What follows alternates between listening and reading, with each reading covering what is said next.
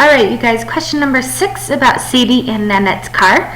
It says that Nanette's car gets 42 miles per gallon. It says Sadie car gets 42 miles per gallon. Nanette doesn't know, they measure it by liters per kilometer, kilometers per liter.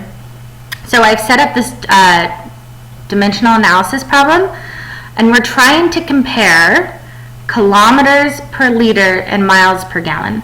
So I'm trying to convert 100 kilometers for every 6 liters to miles per gallon. So what I did was I said I know that 1.6 kilometers approximately from that first page is 1 mile. So that way, if I put kilometers on the denominator and kilometers on the numerator, I can cancel them out and just have miles.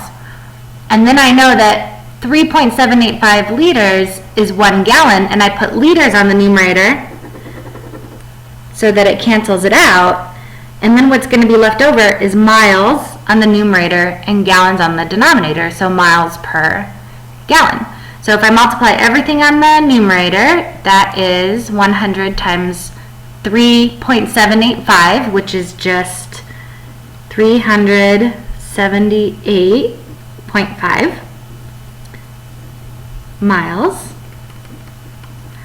all over 6 times 1.6 times 1, 6 times 1.6 times 1. You obviously know I didn't need to put that 1 in. 9.6 gallons. So how many miles for every gallon? Then we just do the division. 378.5 divided by 9.6. And 39.43 miles per gallon for Nanette. So Sadie's is 42 miles per gallon. So obviously Sadie gets better gas mileage because it's higher. Okay, and then after that question, it's a direct variation. The total cost of gasoline varies directly with the number of gallons purchased. Harry pays $26.25 for 7 gallons of gasoline. Write a direct variation equation that shows the relationship between total cost C and number of gallons purchased N.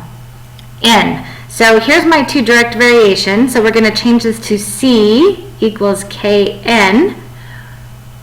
C equals KN. And to find K, we need to take C divided by N. So we take 26.25 divided by 7. It's 3.75. So X equals, or K, sorry you guys, K equals 3.75. That's our constant of variation. So the completely correct equation should be our cost equals 3.75 per our number of gallons. If you used X and Y, that was fine. You needed to have your constant of variation, this 3.75, on there to get full credit for that one. Question 7.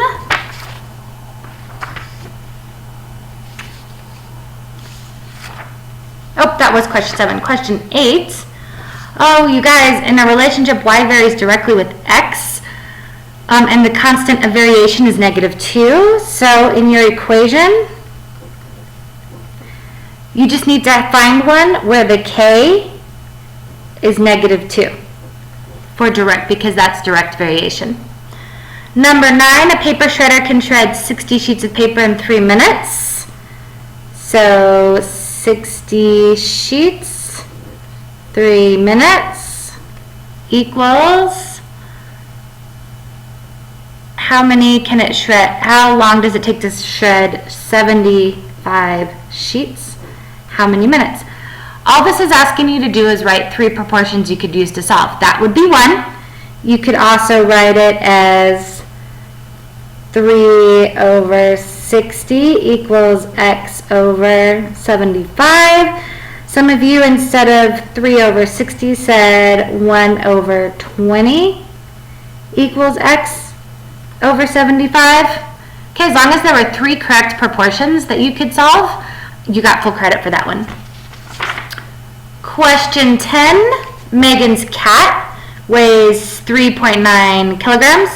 Recommendations for feeding the cat are based upon the weight of the cat in ounces. What is the weight of Megan's cat in ounces?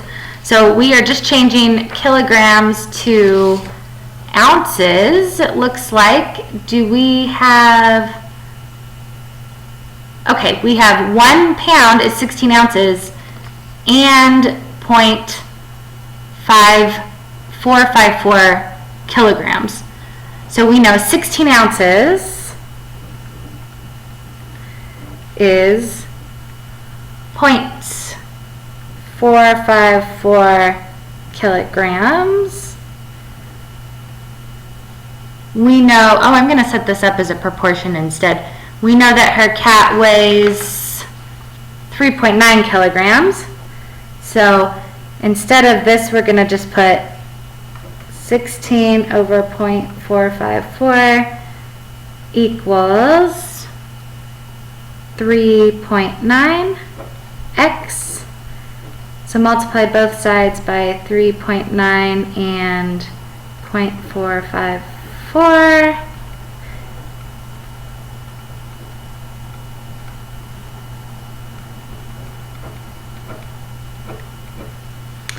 So 0.454x equals 3.9 times 16, 62.4. Divide both sides.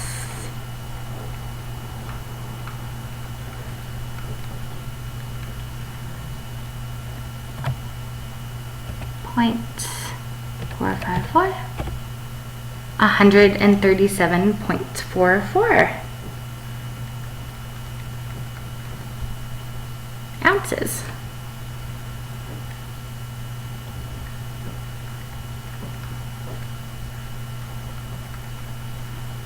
Cool. And question 10, or question 11, I ran out of room here, so I'm just going to talk about it. You need to take, if you're trying to find which one represents an inverse variation, as long as you multiply x and y and always get the same answer, that is the one that is inverse.